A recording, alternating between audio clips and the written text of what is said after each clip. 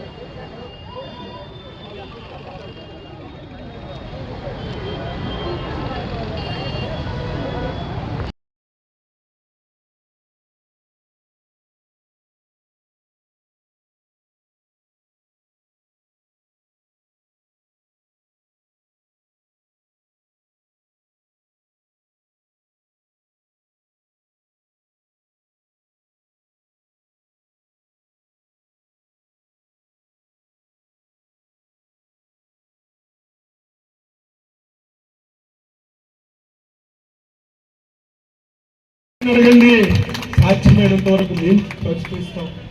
లేకపోతే నాయకుడి దృష్టిలో పెట్టి పరిష్కరించి మనందరం కలిసికట్టుగా తెలుగుదేశం పార్టీ అంటే ఏదో అధికారం గురించో పుట్టిన పార్టీ కాదు, తెలుగు జాతి ఆత్మ గౌరవం గురించి పుట్టిన పార్టీ.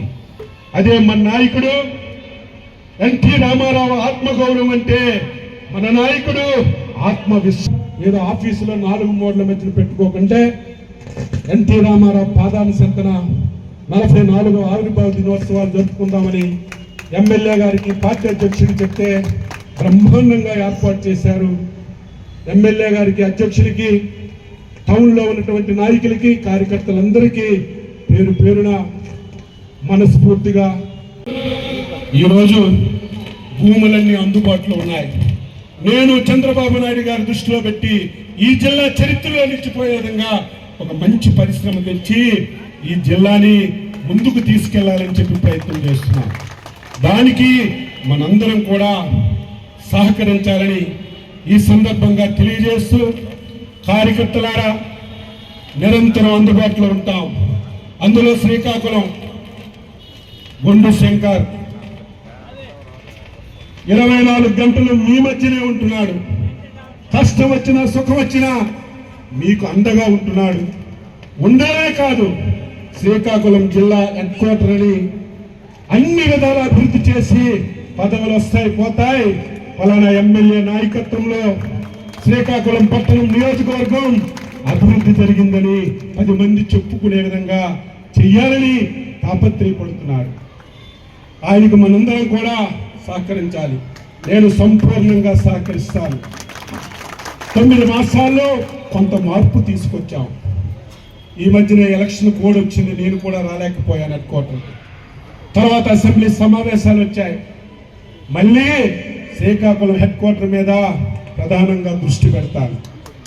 దృష్టి పెట్టి మీరే చూస్తారు. చాలా సందర్భాల్లో చెప్పాను. మొన్నటి వరకు బాధ, ఆవేదన కలిగింది. నాది ఒక నియోజకవర్గాన్ని నేను అభివృద్ధి 26 జిల్లాలున్నాయి. పర్ క్యాపిటల్ ఇన్కమ్లు అంటే ప్రతి మనిషి తలసరి ఆదాయంలో శ్రీకాకుళం జిల్లా 26వ స్థానంలో ఉంది. అచ్చెన్నాయుడు అని అంటున్నారు చంద్రబాబు నాయుడు గారు. అంగీకరించాలి. శ్రీకాకుళం జిల్లా అంటే అభివృద్ధికి ఏదైనా ఒక కార్యక్రమం చేస్తామంటే వెంటనే జెండా పట్టుకొని వ్యతిరేకిస్తారు. ఏదైనా ఒక మంచి పని చేస్తామంటే ఇది వద్దనంటారు.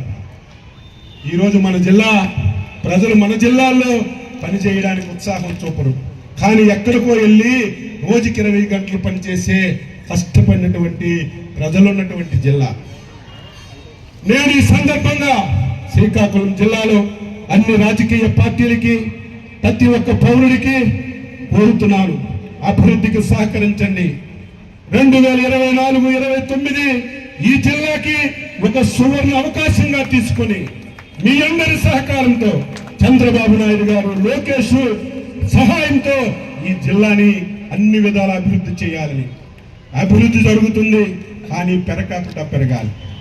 విశాఖపట్నంలో తలసరి ఆదాయం 5,30,000 ఉంటే పక్కనే ఉన్నటువంటి శ్రీకాకుళంకి 1,60,000 ఉంది. ఎంత వ్యత్యాసం ఉందో చూడండి. అందుకే ఈ జిల్లాకి పరిశ్రమలు రావాలి, ఈ జిల్లాలో ఉన్నటువంటి ప్రాజెక్టులన్నీ పూర్తి చేయాలి, ఈ జిల్లాలో ప్రతి ఎకరాకి సాగునీరు ఇవ్వాలి. ఇవన్నీ మనం చేసినప్పుడే అవన్నీ చేయడానికి అనుకూలమైనటువంటి పరిస్థితులు ఉన్నాయి.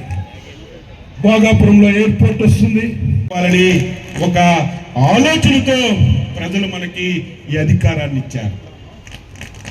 వాళ్ళు చేసిన పనే మనము చేస్తే ఈ రాష్ట్రం తగలబడిపోవడం తప్ప ఇంకొక మార్గం లేదు. అలాగని చెప్పి చేతులు కట్టుకొని లేవు. ఎవడు తప్పు చేసినా 5 సంవత్సరాలు ఎవడు కార్యకర్తలకి అక్రమంగా కేసులు ఇబ్బంది పెట్టినా ఏ ఒక్కరిని వదిలే ప్రశ్నే లేదు. ఒకరోజు ఆలస్యమైన ఇబ్బంది పెట్టిన ప్రతి ఒక్కడు తగిన మూల్యం చెల్లించుకునే పరిస్థితి వస్తుందని చెప్పి తెలియజేస్తున్నాను. 164 స్థానాలతో గెలిచాం. కార్యకర్తల్లో పెద్ద యాంబిషన్ ఉంది, ప్రజల్లో పెద్ద యాంబిషన్ ఉంది. ఇంత అధికారాన్ని ఇచ్చాం, మాకు అన్నీ కావాలి, అన్నీ చేయాలని. కానీ పరిస్థితులు అనుకూలించకపోయినా సమర్థవంతమైనటువంటి నాయకత్వంలో ఈ ప్రభుత్వాన్ని సమర్థవంతంగా 9 మాసాల్లో నడిపిస్తున్నాం. కార్యకర్తలకి గౌరవం పెరిగే విధంగా కార్యక్రమాలన్నీ చేస్తున్నాం. ఇప్పటికే పదవులన్నీ కూడా ఇచ్చే కార్యక్రమాన్ని ప్రారంభించాం. మన్నీళ్ళు ఎన్నలేదు, మొన్న ఉగాది ముందు రోజు 2వ విడత కార్యక్రమాలు స్టార్ట్ చేశాం. ఎట్టి పరిస్థితుల్లో ఏప్రిల్ నెలాఖరికి మహానాడు ముందు అన్ని పదవులు భర్తీ చేయడానికి చంద్రబాబు, లోకేష్ నాయకత్వంలో కార్యకర్త గమనంలోకి తీసుకోవాలని చెప్పి కోరుతున్నాం. నేను ఒకటే మాట ఇస్తున్నాను, శ్రీకాకుళం జిల్లాలో ప్రతి కార్యకర్త గౌరవంగా బతికే విధంగా, తెలుగుదేశం పార్టీ కార్యకర్త అంటే ప్రతి ఒక్కరూ గౌరవించే విధంగా పనిచేసే విధానాన్ని మేము తీసుకుంటామని చెప్పి తెలియజేస్తున్నాను. ప్రతి విషయం నాకు తెలుసు. రాజకీయ వ్యవస్థలో చాలా మంది కొత్త వాళ్ళు వస్తారు, టికెట్లు వస్తాయి, గెలుస్తారు, ఓడిపోతే మళ్ళీ వాళ్ళ తట్టాబుట్టా చదువుకొని వెళ్ళిపోతారు. కానీ భుజాన జెండా వేసుకున్నటువంటి కార్యకర్త ఎప్పుడు చచ్చిపోయిన వరకు ఈ పార్టీ జెండా మోస్తూనే ఉంటారు. అటువంటి వారికి ఈ పార్టీ గౌరవించాలి, అటువంటి వారికి ఈ పార్టీ సముచితమైనటువంటి స్థానం ఇవ్వాలి.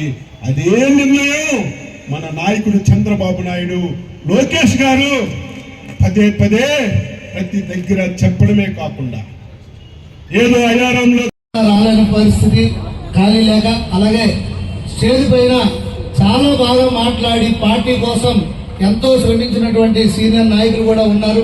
కాకపోతే సమయాభావం, ఎండ ఎక్కువ ఉన్నందువల్ల అందరికీ మాట్లాడే అవకాశం కల్పించలేకపోయినందుకు ముందుగా అందరూ చింతించవలసిన, అందరికీ అందరూ క్షమించవలసిందిగా నేను కోరుకుంటూ, ఈరోజు 43వ పార్టీ ఆవిర్భావ దినోత్సవానికి గౌరవ అతిథులుగా విచ్చేసినటువంటి మన రాష్ట్ర మంత్రివర్యులు శ్రీ కింజరాపు అచ్చెన్నాయుడు గారు, అలాగే జిల్లా పార్టీ అధ్యక్షులు కల్మటి రమణ గారు, ఇతర పెద్దలందరికీ పేరు పేరున నా హృదయపూర్వక నమస్కారాలు. అలాగే వేదిక ముందున్నటువంటి తెలుగుదేశం పార్టీ కుటుంబ సభ్యులు అందరికీ కూడా నా హృదయపూర్వక నమస్కారాలు, పాదాభివందనాలు తెలియజేసుకుంటూ, కీర్తిశేషులు అన్న నందమూరి తారక రామారావు గారు ఆనాడు తెలుగుదేశం పార్టీ కూడు గుడ్డ నీడ బడుగు బలహీన వర్గాల కోసం ప్రజలే దేవుళ్ళు, సమాజమే దేవాలయం అనే ఉద్దేశంతో ఈ పార్టీ స్థాపించడం జరిగింది. ఆనాటి నుండి ఈ నాటి వరకు బీసీలకి, బడుగు బలహీన వర్గాలకి, మైనారిటీలకి అధిక ప్రాధాన్యతనిస్తూ, మనకి ఆర్థికంగా బలోపేతం చేస్తూ, రాజకీయంగా చైతన్యపరుస్తూ ఈ రోజు మన శ్రీకాకుళం ఉత్తరాంధ్రకే ఫస్ట్ టైం కేబినెట్ మినిస్టర్ గా కీర్తిశేషులు ఆనాడు ఎర్రన్నాయుడు గారికి ఇవ్వడం జరిగింది. ఈ రోజు దేశంలోనే అతి పెద్ద వయస్కులైనటువంటి కింజరాపు రామ్మోహన్ రెడ్డి గారికి సివిల్ ఏవియేషన్ మినిస్టర్ గా ఇవ్వడం జరిగింది.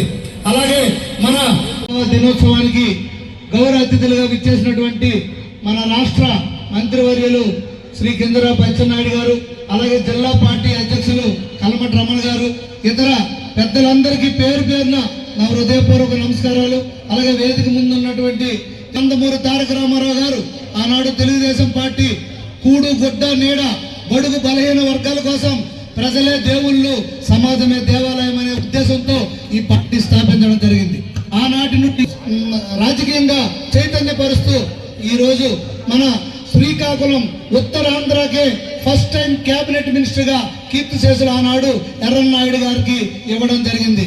ఈ రోజు దేశంలోనే అతి పెద్ద వయస్కులు అయినటువంటి కింజరాపు రామ్మోహన్ నాయుడు గారికి సివిల్ ఏవియేషన్ మినిస్టర్ గా ఇవ్వడం జరిగింది. అలాగే మన తెలుగుదేశం పార్టీ రాష్ట్ర అధ్యక్షులుగా చంద్రబాబు నాయుడు గారికి ఒక సోదరుడిగా కుటుంబ సభ్యుడిగా తన వంతు కృషి చేసి 72 రోజులు జైలుకి వెళ్ళి వెనుకడు వేయకుండా మనందరికీ ఆత్మస్థైర్యం నింపి మళ్ళీ జిల్లాలో ఈ తెలుగుదేశం జెండాని రెపరెపలాడించారు మన అచ్చెన్నాయుడు గారు, కింజరాపు రామ్మోహన్ నాయుడు గారు అని చెప్పక తప్పదు. అలాగే ఈ రాష్ట్రం ఒకప్పుడు తెలుగువారు మద్రాసీలుగా పిలువబడే ఢిల్లీ నలువీధులంగా తెలుగువారు అంటే ఏంటో సత్తా చాటి చెప్పినటువంటి మన నారా చంద్రబాబు నాయుడు గారు. ఇప్పుడే మనం వీడియో చూసాం. 2020 అంటే ఎగిలిగా నవ్వారు. హైటెక్ సిటీ కొండల్లో కట్టానని నవ్వారు. ఈ రోజు సింగపూర్ని తలదన్నే మాదిరిగా హైటెక్ సిటీ ప్రాంతం ఉందంటే అది నమ్మశక్యం కాదు. అలాగే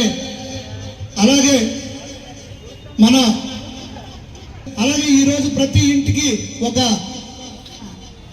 ఐటీ ఉద్యోగం ఉన్నాడంటే అది నారా చంద్రబాబు నాయుడు గారే.